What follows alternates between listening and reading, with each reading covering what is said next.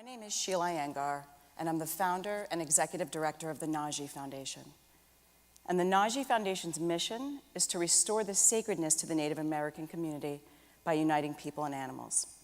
And the word Nagi in Lakota represents one's spirit or soul, and it embodies the very essence of what we're about, reaching people's spirits. I came from a wonderful family with two loving parents, and despite my opportunity, I still felt like something was missing. I had lost my identity, I was seeking acceptance, and I was chasing the next best thing that was going to make me feel whole. In fact, during the recklessness of my youth, people would say I was closer to chasing death than I was to living life.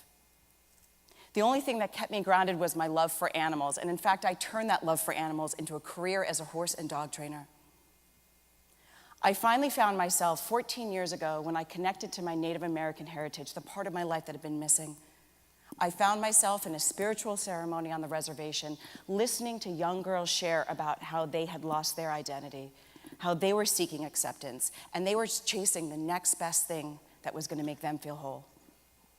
I saw myself in them, and in an instant, I understood the struggles of my past, and since then, it's been my life's work to give back to this community. My community. I started the Nagi Foundation 2 years ago to support the Salt River Pima Maricopa Indian community, where we were first asked to address the community's most pressing need, which was animal overpopulation. It's estimated that there's 1 to 2 dogs per person living in tribal land. Now, the Salt River community has about 10,000 people living in it, so I'll let you do the math. To date, with our spay, neuter, and wellness clinics, we've treated over 1,600 animals and impacted the lives of over 1,300 people. And while we are off to a fantastic start, these numbers only represent 8% of the overall need. So our spay, neuter clinics need to continue, but our work to help people find their Nagi needs to begin. You see, Native American youth have the highest prevalence of major depressive episodes. Suicide is the second leading cause of death among Native youth, and it's at 2.5 times the national rate. People are searching for a way to connect. I'm asking for your assistance tonight of $80,000 so that we can embark on the next stage of our programming, which is a behavioral health-focused animal shelter in the Salt River community, incorporating shelter animals with social-emotional learning for people. Our dream is to pair children from challenging situations with animals from challenging situations. Our curriculum is research-based, innovative, and child-focused. Programs similar to ours have been proven successful to lower the use of drugs and alcohol, lower violence in schools, and raise the rate of academic achievement by 11%. Our partnerships with Midwestern College of Veterinary Medicine, support from the Arizona Community Foundation, as well as support from the Salt River tribal government, have positioned us to be in a perfect place to offer hope. You see, some people are able to find themselves in traditional ceremony, much like I was, but others are still struggling to connect. I'm talking to you tonight because we are doing something that's never been done before in tribal land. We're the first in our field, and I'm inviting you to join us on this journey as we unite people and animals down the path to find their Nagi. Thank you. Wow. Well done. Well done.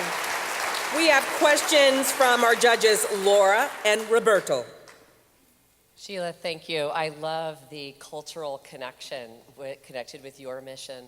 And I want to hear more about, under this guise of nothing for me without me, how are you integrating what you're doing and getting both the adults and the youth even more connected to your mission, either by volunteering or being part of your donor base?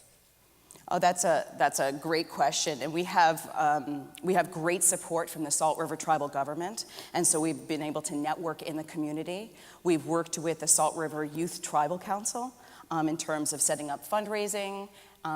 We've worked with, we have other partnerships in the community as well too, so we've got volunteers that come from the community as well as the children. Thank you very much. Yeah, thank you. Great job. Congratulations. Thank you. Love the passion, love the story.